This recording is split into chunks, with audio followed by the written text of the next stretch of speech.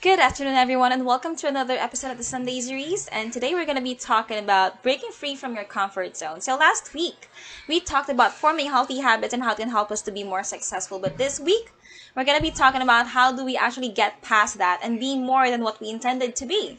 Now, routines can be stable and comforting, but they can also turn stale and confining over time. Now, doing something new and potentially frightening helps us fight off burnout, and it's actually good for your brain, really, because we tend to be more creative about things.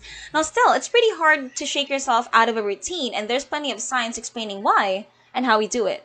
Now, it's important for us to push the boundaries of our comfort zone, and when we do it, it's kind of a big deal. But what is comfort zone exactly?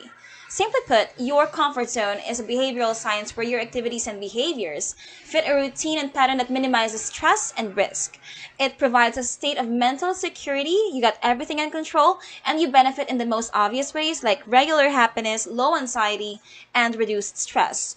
Now, what can you actually get when you break free and try new things?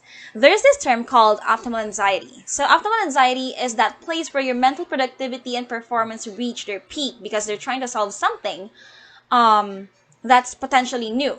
Now, still, increased performance and enhanced productivity just sound like, do more stuff. What you really get when you're trying to, or when you're willing to step outside of your comfort zone, number one, you'll be more productive. Now, comfort kills productivity because without the sense of unease that comes with deadlines and new expectations from you, we tend to do the minimum required to get by. And we tend to be complacent about it, right? We lose the drive and ambition to do more and learn new things. And we also fall into the work trap where we interchange the words busy and productive. Pushing your personal boundaries can help you hit your stride sooner, get more done, and find smarter means on how do we actually attain that, right?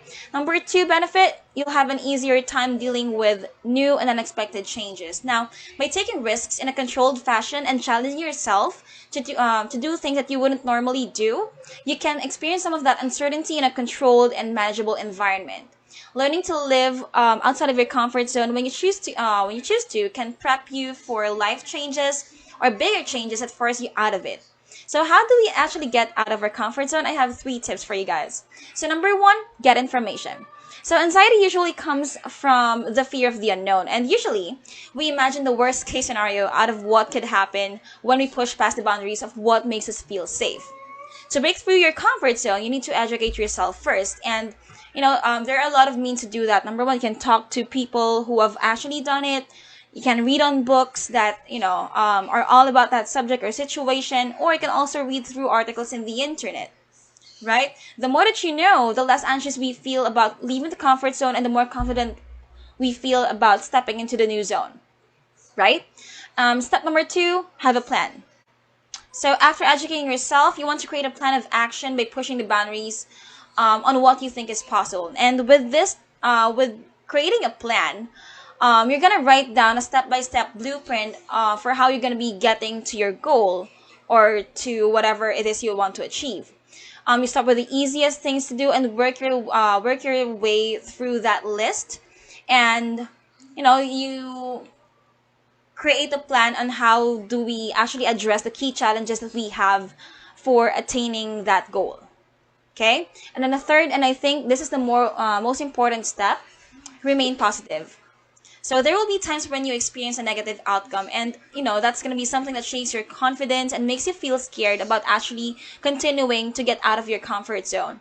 Remind yourself why you're doing it, hold on to that, understand your deep why, and you'll eventually find the courage to carry on. Now the trick is to not let anything prevent you from blasting past the point of comfort, and recognize that you will always, or there will always be a negative outcome somewhere on there, and that's okay. It's a natural part of the process. Now, don't allow negativity to creep into your mind, and remind yourself that it's going to happen. In fact, you should recognize that you're actually going to be given feedback about how you can do something better. It's for your growth, right? Now, in terms of breaking free from your comfort zone, it's really important for us to know what will be the next area after that. So after your comfort zone, when you break free from that, you will have the learning phase wherein you face the challenges and everything, and you learn from it. And after we get into that, then you will have the growth stage wherein you continue to flourish as a person. So I hope you guys learned something from that. You guys have a great day.